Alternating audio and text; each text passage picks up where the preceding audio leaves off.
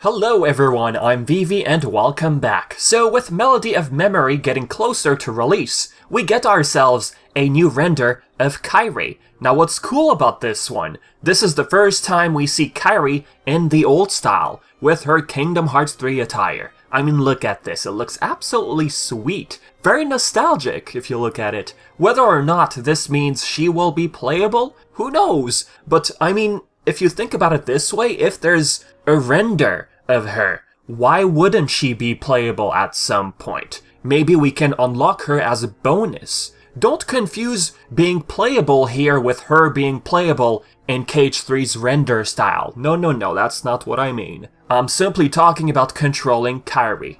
Just like how we get to control Sora and the others in World Tour, Memory Dive, whatever it is, and if she is confirmed playable, then that's what I expect. By the way, this was shared by the official Kingdom Hearts Twitter. Does she look playable to you or not? We also got some new screenshots, which showcase Mickey, who we can unlock by using a summoning star. What I noticed, depending of the team, his outfit changes, which is pretty cool. Another thing, it's possible the main menu screen changes, like it transitions from one background to another. And yeah, looking at the layout, it's exactly like the demos, except nothing's grayed out. With that said, let's move on to the next topic. With Kingdom Hearts Dark Roads Chapter 3 now available, comes the reveal of Baldr. Baldr is a student among our crew, the one that was mentioned at the start of Dark Road, who was tasked to follow instructions provided by Master Odin, and for a reason.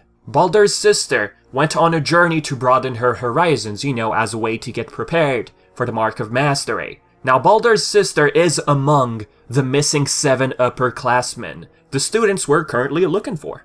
So basically, from what I understood, a week prior to the start of our search, Eraqus and Baldr had a little discussion. Baldr is naturally worried about the whereabouts of his sister, afraid that darkness might have caught up with her. Then Eraqus' grandfather is mentioned, how darkness got to him. Eraqus gets anxious at the thought of darkness. Considering the fact that Eraqus is a blue blood confirmed in one of the secret reports in KH3, well, his grandfather could be Brain. It's just a guess, okay?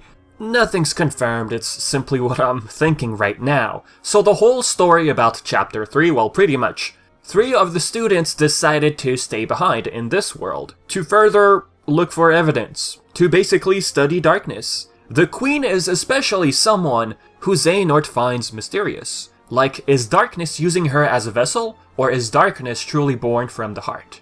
In this case, Xehanort wonders if wrath is the cause of the Queen's darkness. We get a flashback scene. Master Odin explains that with time, darkness grew in people's hearts, hence the Heartless, for example. But in the old times, darkness would take over people, meaning they were used as vessels. A primary example of this, if I'm not wrong, is Darkness, the one who took over Ven and caused the death of Strelitzia.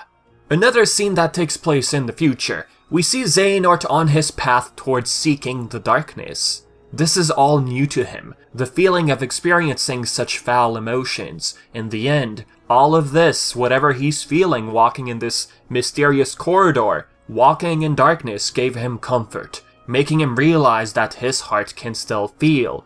It's like saying he justifies darkness because it makes him feel something. Now you start to wonder, why does he act this way? Why did he doubt that his heart would be unable to feel? Well, I mean, if we rewind and go back to this scene, which takes place 4 years later, technically, he lost his friends, probably to darkness. Maybe at that point he thought he wasn't able to feel anymore, because those friends were very close to him. So seeing as how he's walking in the darkness, he feels relieved that he's still able to feel something, regardless of what it is, light or darkness. As for Eraqus, Dark Road shows how at a young age, he already hated darkness. He was always on the side of light. This scene from Birth by Sleep, how he was completely against the beliefs of Xehanort. One thing I realized, they also sort of downgraded the animated sequences, just looking at Chapter 3. All characters on one screen with bare minimum movement. Back in June, Nomura had mentioned that they had reduced the number of animators for Dark Road. Maybe it explains the change in animation style. So yeah, with that said folks, I think I said plenty for this video. For the rest, I'll leave it to you guys. If you have any questions or anything of such sort, leave it all in the comment section below. And as always, I've been Vivi, and thank you so much for tuning in. Until next time.